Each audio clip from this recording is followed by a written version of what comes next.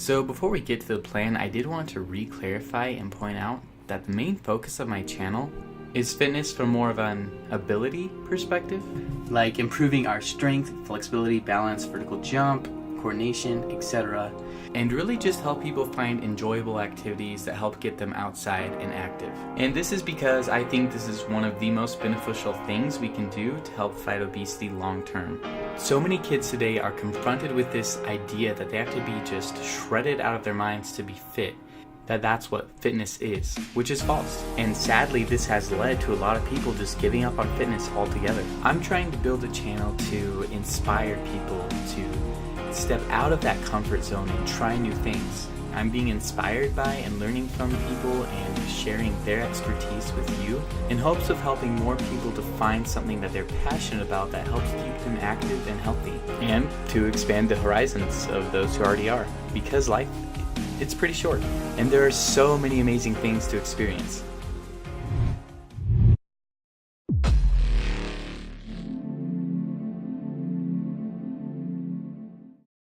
So I'm gonna sound like a bit of a hypocrite, especially after that pep talk I just gave, but I'm just not in anywhere near the shape I was a few years ago, so I'm trying something a little more drastic, because even though it's never in my goals to get ridiculously huge, I would like to be more lean again. I mean, years of working behind a computer and having a seriously unhealthy relationship with Taco Bay, something's gotta change.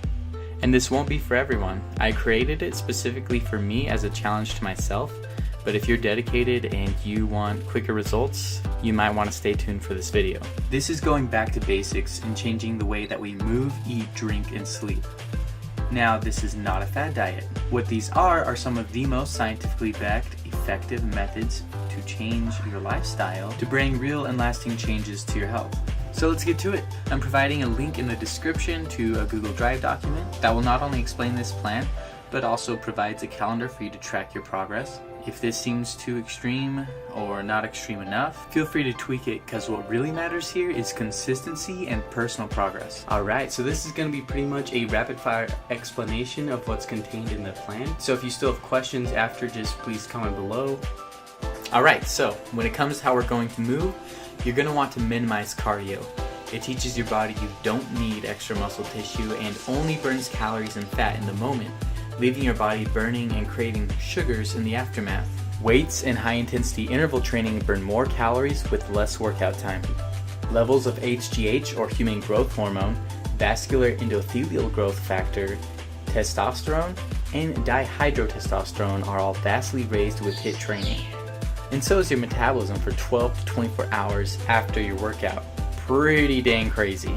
I mean, HGH has like a bajillion benefits in and of itself, but all of these hormones are incredibly beneficial when it comes to burning fat and reconstructing muscle tissue. And more muscle tissue means more calories burned, even when you're not doing anything. It's for all these reasons and more that high-intensity interval training has been shown in studies to be literally 9 times more effective for fat loss than cardio. But we will, of course, still include aerobic training. Every Friday, I'm going to be doing morning fasted cardio. And in case you forgot to get that heart rate range, you want to take 220 minus your age and multiply that number by 0.6 and 0.75. And that gives you the heart rate range for you to train in to most effectively utilize fatty acids for energy. And this has been shown to be 3 times as effective as cardio later in the day. Friday and Saturday are reserved for more functional training or specific activities. Like me personally, I'm trying out rock climbing right now, and I'm really enjoying it. Highly recommend it. I mean, not only is it a great workout, but it gets you to experience nature and the outdoors in a completely new way that makes you feel a part of it and just push your limits, and it just feels amazing. And I'm going to be doing hopefully some basic instructional videos on that as I learn as well. So feel free to put yourself out there if it's not something you've tried but something you've been interested in. But if not, you can include anything from plyometric training to calisthenics to parkour to martial arts, or really whatever you want to do that you consider both functional and inspiring to you. Okay, so moving on to eat. First of all, don't deprive yourself of food. Eat more, but much better.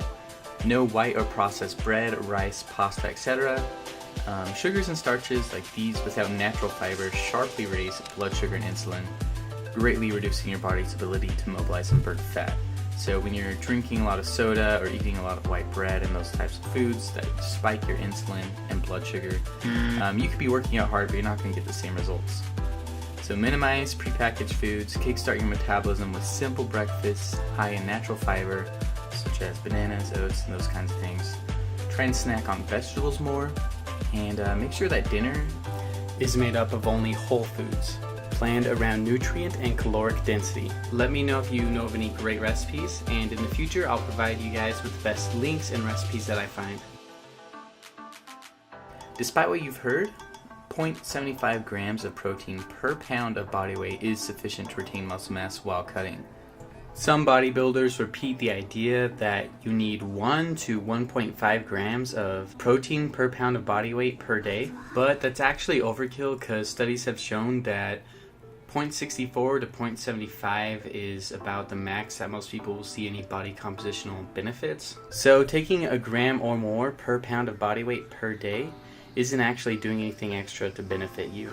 So for one last quick tip on how we're going to eat for this plan, if you can, try and pre-make your dinners for the week and store them in Tupperware containers. We usually find it tempting to cheat when we're busy and it just seems too hard to prepare a meal.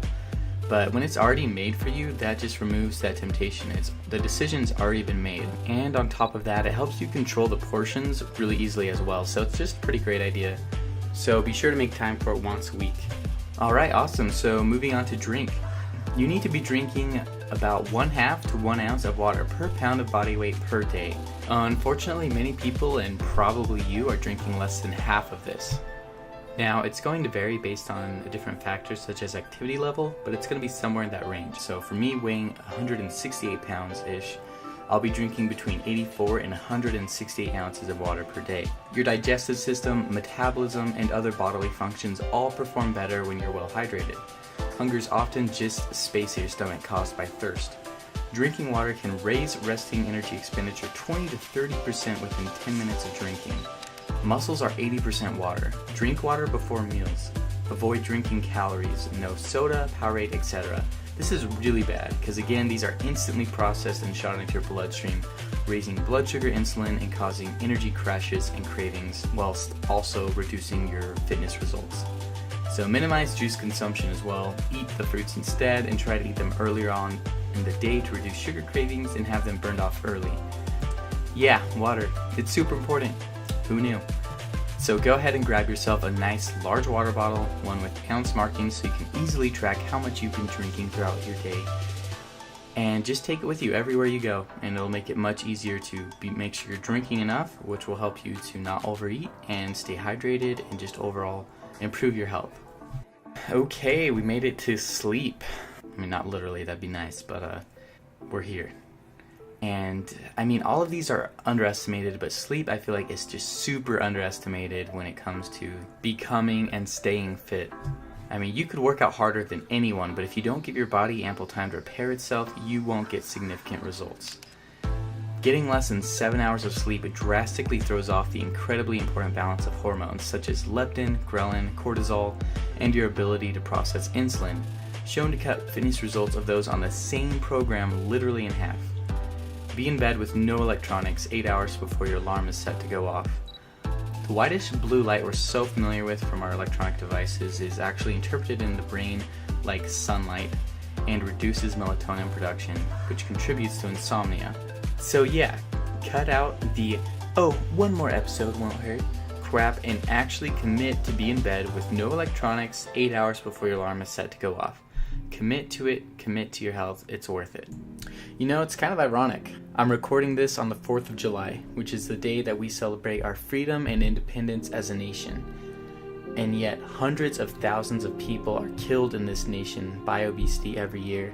It's recently become the #1 cause of preventable death in the United States. And how many other people's freedoms are inhibited by the crushing medical bills they have to pay due to obesity-related health problems? Now, I'm not here to judge, and if you enjoy living large, that's great, you do you. But no matter where you're at, if you want to improve your health, please do. It's not too late. And if you do even just a few of these things consistently, it'll make a huge difference over time. So yeah, feel free to tweak this plan and track each day for how you're doing in each category. And let me know how it goes. Send me your results. I'll be tracking mine in hopefully weekly vlog updates, weekly-ish. Should be doable with my schedule now. And that's gonna include progress along with tutorials and instruction from experts in rock climbing or whatever it is that I'm training in at the time. But yeah, that's gonna wrap up this video. I really hope that you found it useful. If so, please leave a like or subscribe. And yeah, if you have any questions, comments, or concerns, I do also have a Facebook page. It's just at facebook.com/functionalfitnesspage. And also, I just wanted to say, I really appreciate you guys that have already subscribed, especially considering that I haven't been super consistent in getting this started and uploading. So thank you so much. You guys are awesome. Thank you. Again, like really. And I will see you guys in the next one. Peace.